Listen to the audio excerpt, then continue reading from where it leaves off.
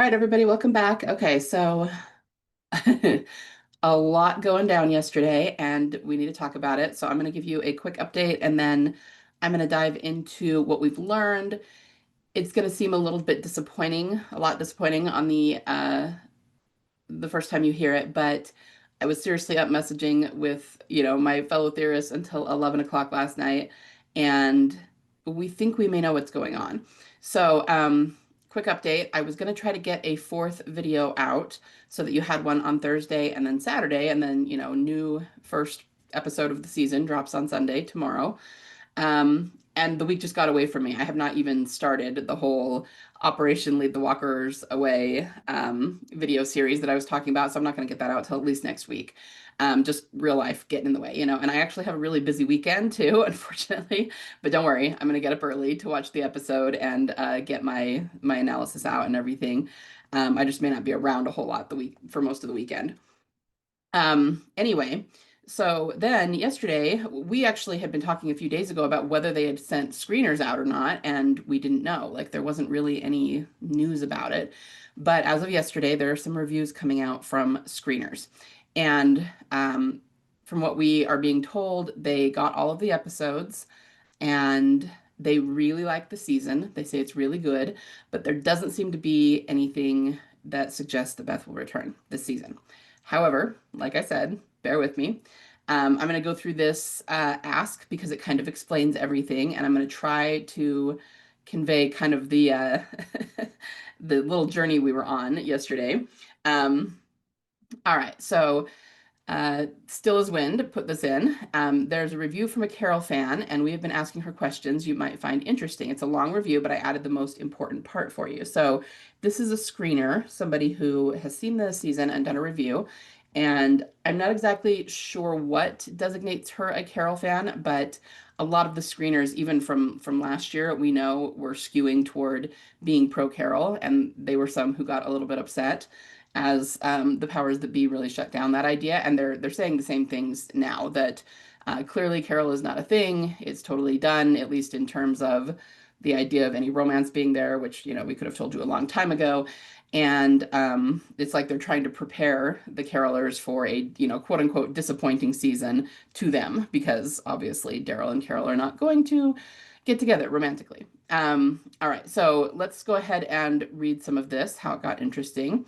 This is what the screener said. Verdict: Daryl Dixon's third season keeps the winning spin-off formula intact, dropping Daryl and Carol in a new country and surrounding them with new people in need. There's one particular character with some annoying traits. I wonder who that is. And the actual ending might elicit some groans. But overall, it's a strong, action-packed season of dystopian crucibles that will have you clamoring for Daryl to burn the establishment to the ground. So basically what we like to see, right? Um, she says, I've seen many carolers call Beth annoying, and they've all grown about her return. My question for her was, is there anything that points to another love interest for Daryl? And she responded with nope. Um, so this is the reviewer. My review of season 3 of Daryl Dixon is up. Lots of positives in the season, along with some sticky issues. Please read and ask below if you have further questions. No spoilers. So here's the nope. And then Still as Wind said, I don't think you're being truthful about that, but that's okay.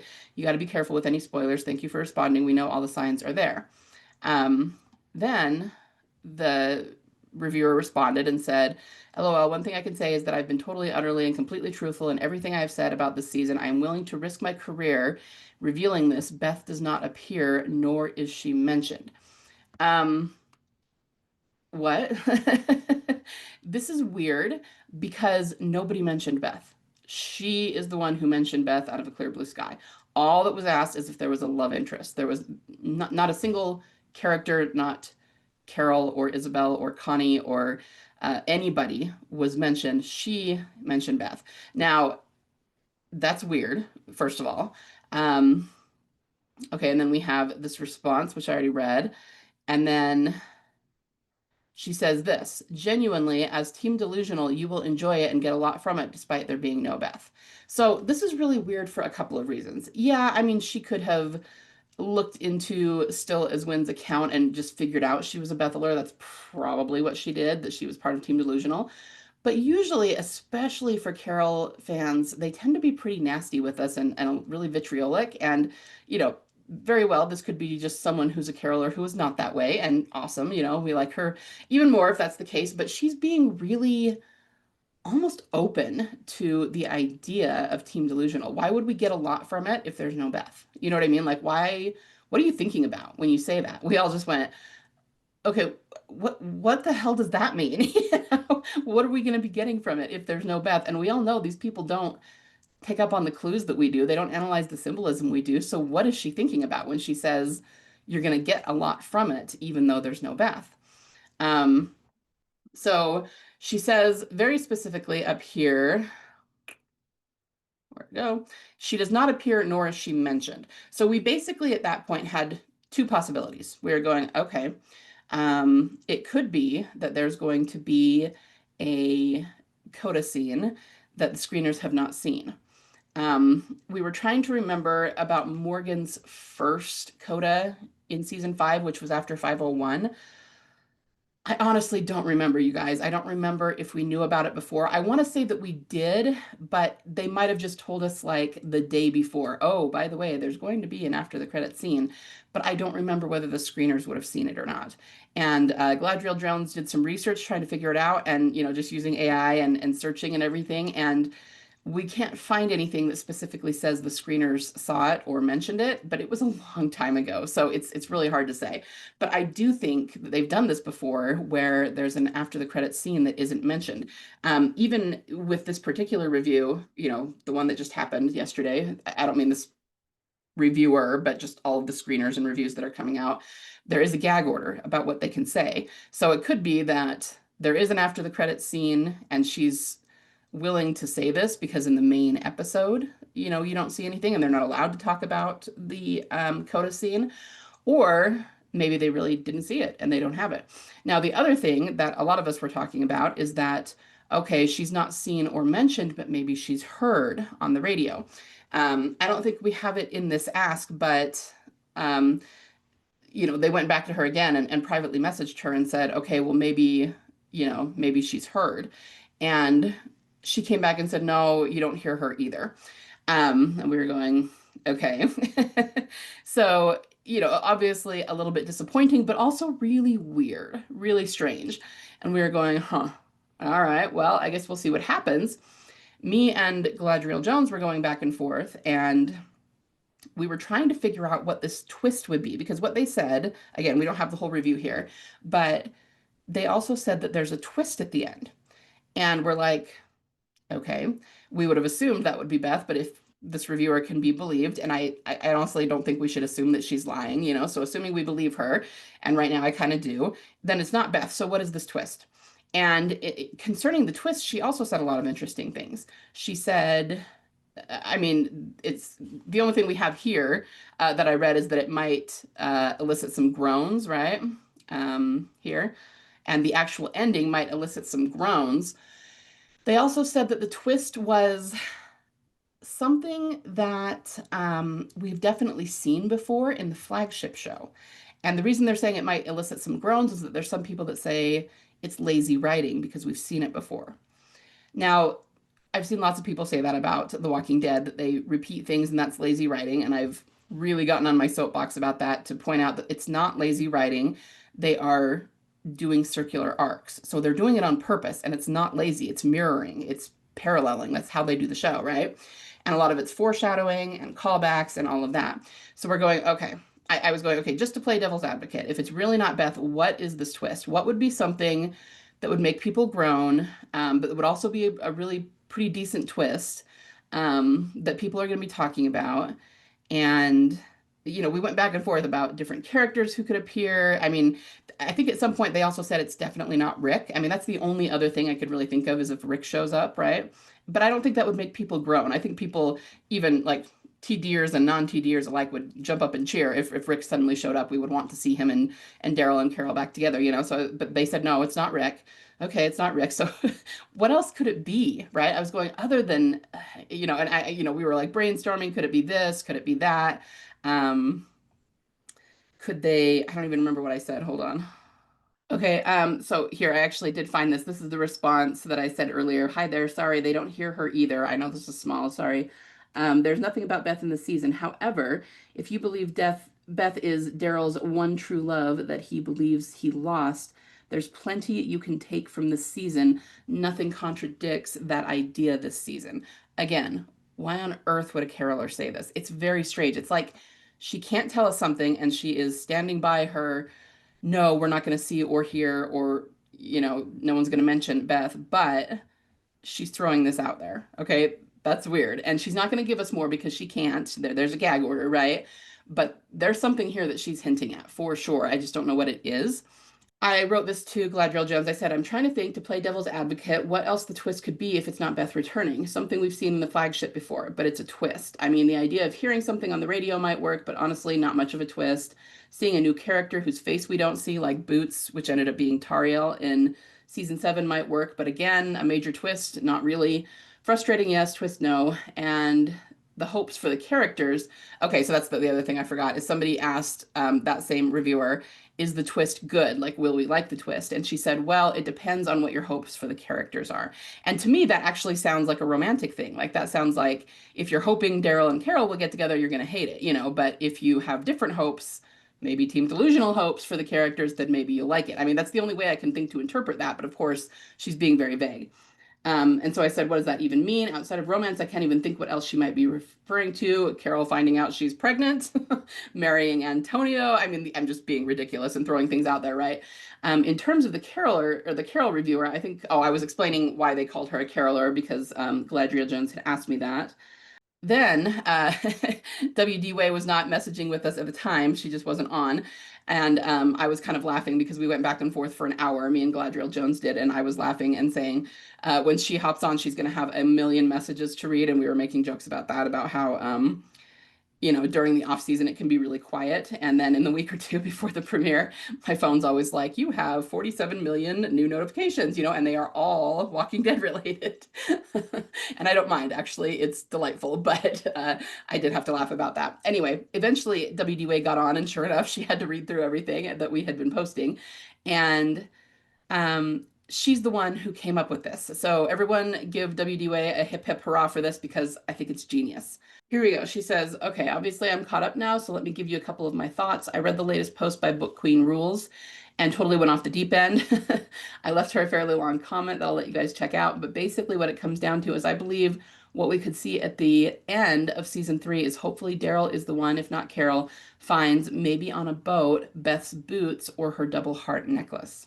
That would be almost an exact replay of something that happened on the TWD mothership. So, and then I said, oh, I really like this idea. Good call, like finding Rick's boots. And that could even explain the reviewer's answers. Beth not seen or mentioned or heard, but suddenly her, meaning the reviewer, being open to TD possibilities. I really think this could be what it is, you guys. We don't know what it'll be. She said her boots or her heart necklace. We can't really think of anything else it would be. I mean, there's the yellow polo, but after so many years, I don't know that that would be terribly convincing to anyone. We always said it would be interesting if he found a photo of her or something, especially if it was obvious that it, had been taken after Coda. But, if she's not seen at all, then I think that cancels out the idea of a photo. But if you think about it, we kept going back and forth about this, but if you really think about it, so Michonne found Rick's boots in a boat, right?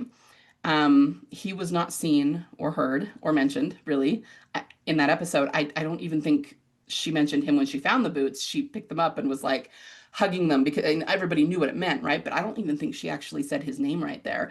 Galadriel Jones points out that even when she was on the radio talking to Judith and RJ, she called him the brave man, which is what she always called him to RJ, but she didn't actually say his name. So that makes sense because Beth is so often paralleled with Rick, right? And then that made me think of season 7. Remember earlier I mentioned Tariel and Boots? I mean, I think we're always going to go back to that because it was such a big deal for us, for TD, and then it didn't end up really panning out. In that episode, it was the mid-season finale of season 7, I believe. Hopefully I've got that right. And Rick and Aaron found the houseboat. Okay, so it was a boat. There was water. And you can go back and look at, metas I did from that time. There were so many It wasn't even just Beth symbols, it was like Beth and Daryl symbols. Like there was a picture of a hand that was flipping them off, right? Which is a still thing. And I don't even remember all what else, but there was a lot of it. Okay, so we had that. And then that was juxtaposed with somebody watching them, right? It was Boots. We had just called them Boots for a while. And Boots had lots of Beth symbolism and was a blonde woman. Now it ended up being Tariel. She was one of Jadis's hip heapsters, right? So it didn't really end up panning out. Obviously Beth didn't show up. It wasn't Beth. But I think they were doing symbolism there. I think they were doing a parallel. They were creating, we had a boat, we had Rick being there, and you know, you could almost say, okay, but just again to play devil's advocate, was that really a foreshadow of Beth? Maybe it was just a foreshadow of Rick, right? Because um, if there was an emphasis on the boots, and then later Michonne finds Rick's boots and the boat, and you know what I mean, all the symbolism is there to foreshadow Michonne, um, how she's able to figure out Rick is alive, which happens 2 seasons later, 2 seasons later, 3 seasons later. But then there's all that still symbolism, and that doesn't pertain to Rick. That only pertains to Daryl and Beth. So anyway, we kind of went back and forth about it, and we really think that that could be what it is, that he's going to find something much like Michonne did that's going to scream Beth. And that still doesn't mean that they're going to say her name. That still doesn't mean that they will hear her or that we will see her, but um, it's got to be something that makes it obvious that it's Beth's. And that, to me, would explain why the reviewer is suddenly going, oh, TD's going to get a lot out of this. Oh, well, if you really think that she's Daryl's one true love, then you're going to, okay, but because suddenly she's realizing that we're right. Now, of course, like I said, this is a theory. We're not 100% sure, but this is what makes sense. Like I said, me and Galadriel Jones were going back and forth going, what on earth could the twist be that actually meets all these criteria if it's not her returning, if it's not something romantic for Daryl? I don't know, you guys. Yeah, we wanted to see her this season, but in a way, since they have a fourth season, it kind of makes sense that the fourth season will be him finding her, and they're just kicking it off with the idea of, oh, maybe she's out there. So it just makes sense based on what we've heard. Let's go back to that article. Hold on a second. Okay, this has been posted and people have been talking about this. This is an interview with Norman. So let's get down to the important part. So it's talking a lot about Isabel. It does mention Daryl's one very brief romance in the original series, started and ended in a one-episode flashback. So they're talking about Leah and what happened with Isabel, that she died. And Norman says he had a little taste, so that's sort of changing his perception of what home is. Reedus continues, because I mean, the truth is, if we were trying to get home every episode, we'd be looking for another boat every episode. Instead, we get wrapped up in these other people's lives. Hopefully, we learn something from them. And then he says the storyline with Isabel is one of the things that resonates with him. Like maybe he could find that, maybe he could have that. Does he deserve that? It's a big part of the story. It was always planned to be a big part later. So, someone that watched the Isabel story and they go, oh, they killed her too soon, it resonates. And it's going to mean something down the road, he concludes. A lot of people on the internet, they throw these things out there, but if you think about it, it all resonates. Everything has resonated so far. I think I skipped part of it. It's probably up here. Oh, here it is. Again, they're talking about Isabel here. It was one of those things that Daryl went through, but it didn't have enough time. Like it might have gone there. The thing that I was talking, oh yeah, here we go. The thing that I was talking about coming through the tunnel in episode 1, when Daryl says to Carol, all we do is run and fight. Maybe there's something better. That better is happening all around him except for him. It's another thing Daryl can't have. So basically they're just talking about the romance. Everything that we keep saying, that he's looking for a significant other, right? He's looking for a relationship, and he sees people around him having those relationships and feels like, why can't I have that, right? That's what he's talking about. Now, a big deal was made about this as well. I had a lot of people sending me this because they're talking about the romance, and down here it almost feels like, yes, he is talking about Isabel, but you could say this about Beth. I mean, one, that there was not enough time for it to go anywhere, and that it was a big part of the story, always planned to be a big part later, and then they killed her too soon is something. everybody said about Beth at the time, right? So it just feels like this is sort of double speak. So let me find the messaging that we were doing. This is us just talking about it, basically recapping it, and then Galadriel Jones says, this is essentially saying the storyline with Isabel is one of those things that resonates with him. It's bringing up questions like maybe he could have had that, meaning Daryl, and does he deserve that? Then he says, it's a big part of the story. It was always to be a big part later. Okay, blah, blah, blah. Then it resonates and it's going to mean something down the road. A lot of people on the internet, they throw things out there, but if you think about it, it all resonates. Everything has resonated so far. W.D. Way says romance with Beth ended too soon because she was taken away, but he's going to have a second chance. It sounds like he's talking about people on the internet, like people who are talking about what's resonating, people like Team Delusional, maybe. And yes, absolutely, he could just be talking about Beth. He's essentially saying that this was planned for a long time and it all resonates. He says resonate like 4 times. It feels so scripted. Like a thing he's chosen to say ahead of time. He's thinking of vague. He's the king of vague, sorry, so that makes sense. Um, just feels like a nod to us, very interesting. More of this, will this ever happen to me? It's mixed with the notion that everything resonates and it was always planned to be a big part of what's later. He's clearly talking about a romance here. Feels like we're right. I don't want to get ahead of myself because it's always sensible to maintain a healthy skepticism. And I completely agree with the way that they were interpreting this, so I didn't really need to add to any of that. But down here, I said this, okay. Interpreting things exactly as you are. A couple more details that jumped out at me, though.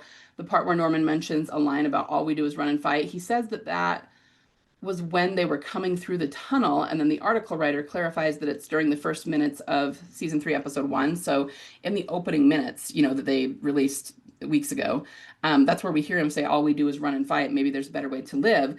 But Norman said that was in a tunnel. He almost made it sound like it was in the tunnel at the end of season 2, but it's not. When he says that, they were on the bridge. And so I don't know.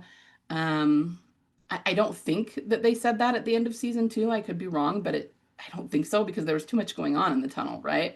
They were busy trying not to die. So I don't know if that's just a misspeak on his part or is he hinting about something having to do with the tunnel? Because you remember during season 5, in the opening credits, Emily's name was in a tunnel. And the tunnel's always been really important symbolism that has to do with Beth, right? So this is interesting to me. I was going, whoa, whoa, whoa, whoa, whoa. Did he just get that wrong?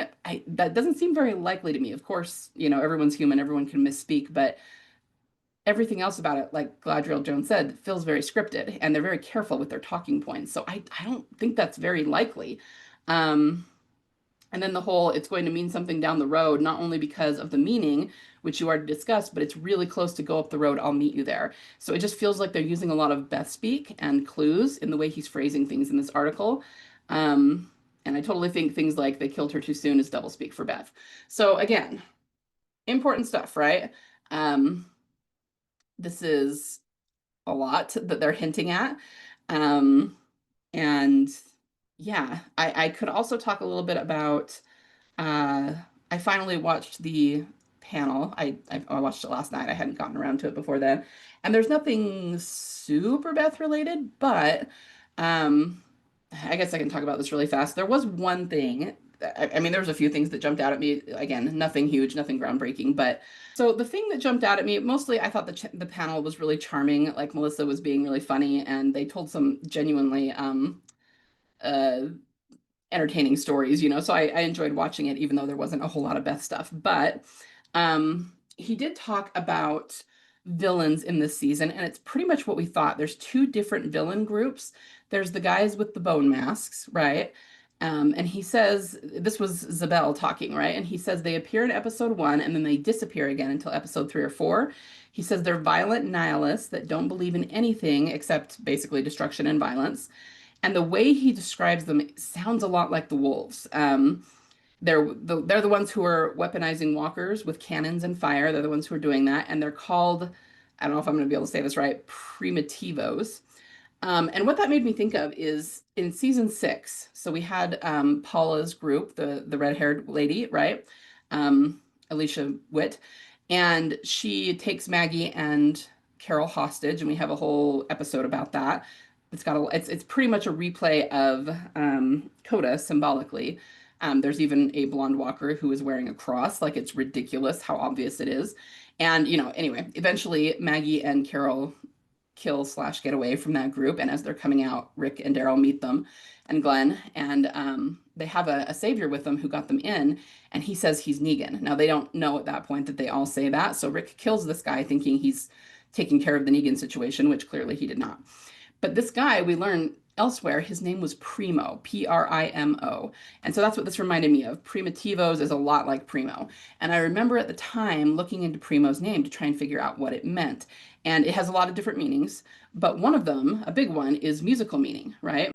It's the Italian term meaning first or earliest, and it has two primary uses to denote the principal or upper part in a duet or ensemble, particularly the right hand part in a piano duet, and to indicate a return to the original tempo primo, after a variation. So at the time, I wasn't really sure what to do with that back in season 6, other than to say it's a musical reference, right? And that makes it a Beth reference. But of course, nothing really came of that. But I want you to think about this.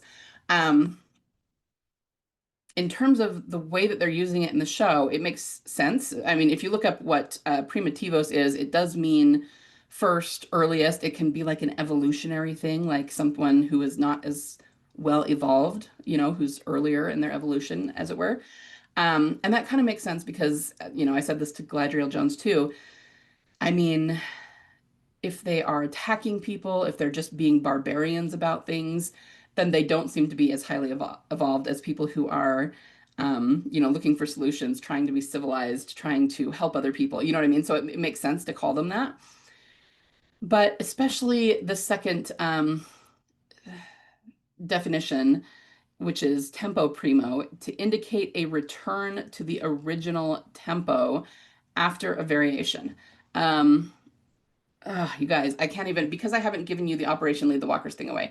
Let's just say, I'm just going to say this right now, and you're going to have to go with me, and then you'll understand later on. But in Operation Lead the Walkers Away, there's a time when they turn the walkers. So they're on a road going one way, and then they turn them, they like take a hard right. And in the show, it's because they're trying to get them away from Alexandria, so they're forcing them to turn in a new direction. But that is symbolically indicative of a major turn in the narrative of the story for the characters. And it happens at Coda, right? After Beth is shot. There's a major right-hand turn. And, if you think about what's going on in the story, up until then, they were in Georgia. They were, in a particular place doing particular things. But at that point, everything changes, right?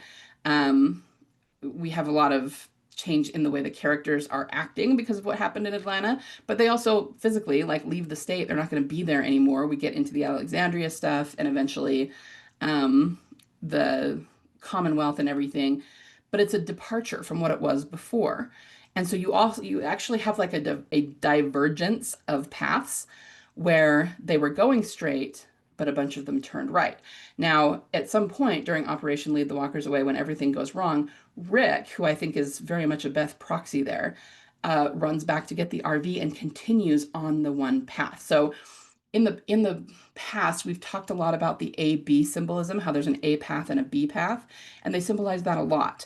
And so I think what we're really getting a representation of there is that when they reach that point, which is Atlanta, Coda, where Beth was shot, most of the group took a hard right turn and everything changed, but Beth continued on that same path, so they diverged.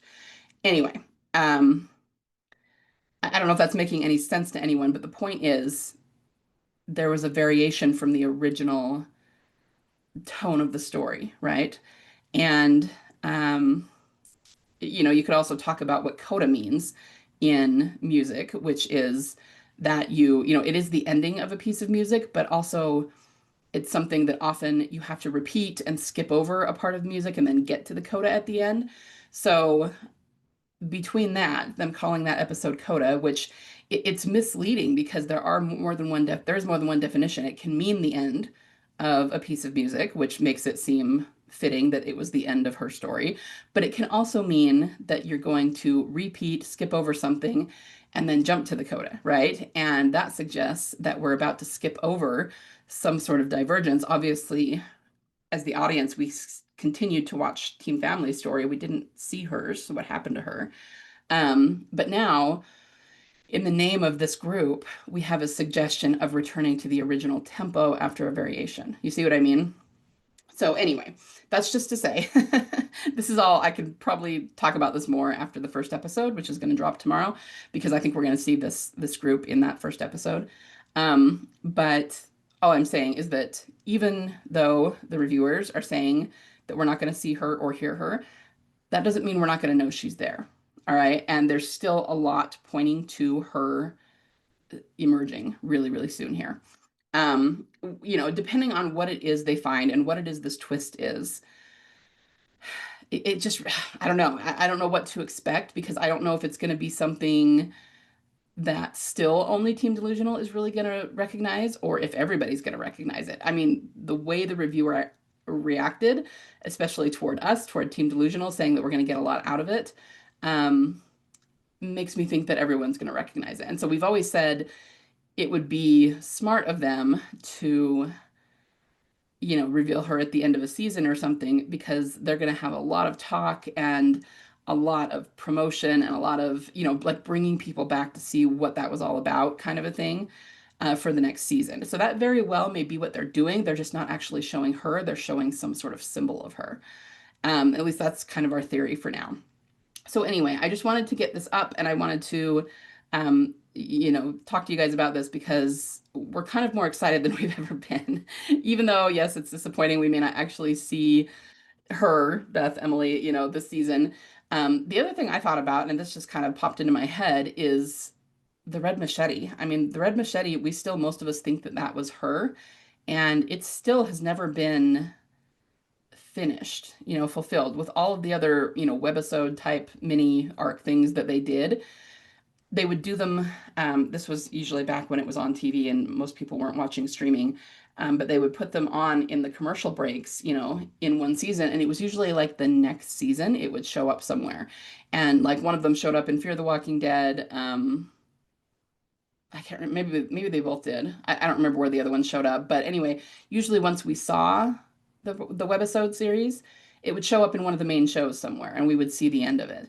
We still have not seen anything with Red Machete. We still do not have confirmation on who that is at the end. Like I said, we still think that it's Beth, but they haven't told us that. And it's like, why wouldn't they have told us that? Why would they have waited so long? But if it's her, it's because they haven't brought her back yet. Like they haven't confirmed it. So I also had the thought that what if there's some sort of Red Machete thing that goes on, where they reveal who she is there. That's anyway, it's also a possibility. So anyway, all to say that we're very hopeful about this and don't get too disappointed just because they've said she won't be there. I still think we're going to have something pretty obvious that's going to show that she is around here. I know that Gladriel Jones put something about this here. Hold on. Okay, so Gladriel Jones says, this is in response to the idea that Daryl's going to find something of Beth's the way that Michonne found Rick's boots.